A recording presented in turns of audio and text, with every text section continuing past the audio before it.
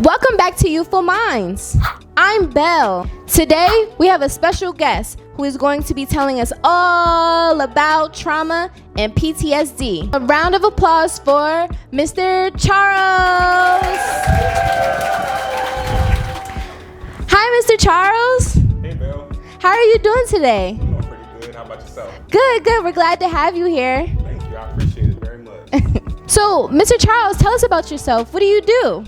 Well, thank you again, Belle, for having me here with you today. I firstly want to share with you how proud I am of the work that you all been doing. I know a lot of people have definitely benefited from the work that you're doing and all of the information that you're sharing, and a lot of children really enjoy your shows.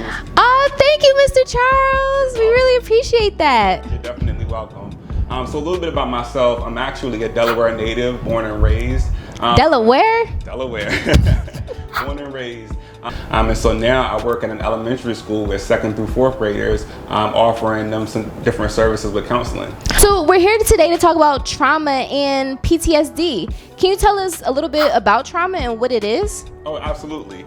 So trauma is any highly stressful or disturbing experience that we have as humans that impacts and changes the way that we think, how we feel, and how we behave. And I know the definition can sound very simple, but not everybody's experience of trauma is simple. Sometimes it's a lot more difficult. Some common examples of trauma in children are when children experience bullying or cyberbullying, physical fights, vehicle accidents, death of a loved one, divorce of parents, and separation from their parents. How can traumatic experiences like those turn into PTSD? PTSD is actually an acronym for post-traumatic stress disorder.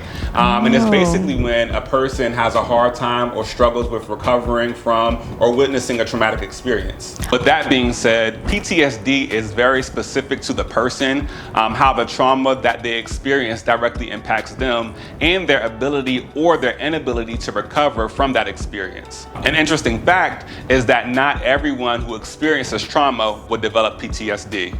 What are some signs and symptoms of PTSD? Well, I think that's actually a great question, Belle. So some common signs of PTSD in children are nightmares or having a lot of trouble with sleeping, some startled responses or even angry outbursts. A lot of times it can be when a child has a hard time even experiencing or expressing positive emotions. So I've heard of PTSD before, but it's usually with the military. Can other people get PTSD too? Yes. It's actually interesting because when I was a kid, I was told a lot about PTSD with the military as well. But it's true. It's very common, right? PTSD is very common in the community of people who are in the military because of their exposure to combat and war.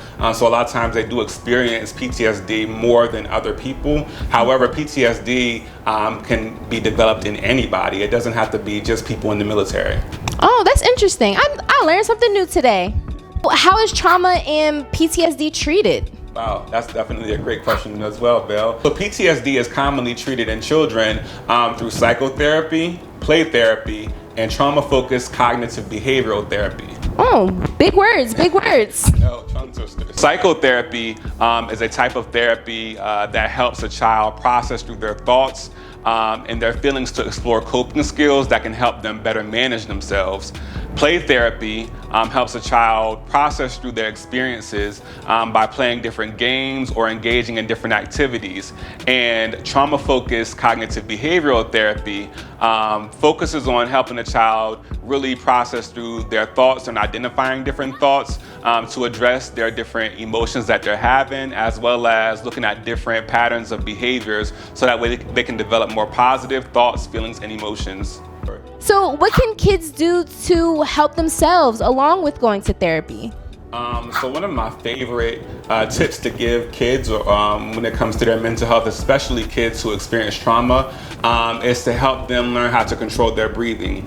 And the reason why controlling our breathing is important is because when we experience trauma, it's a higher level of stress. And when we experience stress, it really causes our breathing patterns to get off. And so when you take deep breaths, right, in your nose and out of your mouth like this, it helps you to calm your body down a lot more. That can help you think more clearly, to really process through your emotions and make better decisions. Wow, and you know what? Deep breathing is one of my favorite coping skills too. That's amazing. Mr. Charles, you really gave us a whole bunch of information today. Thanks for joining us. Thank you so much, Belle, for having me, and I'm glad that I was able to. We appreciate it. And if you learned something new today, be sure to give this video a thumbs up and subscribe for more. See you later.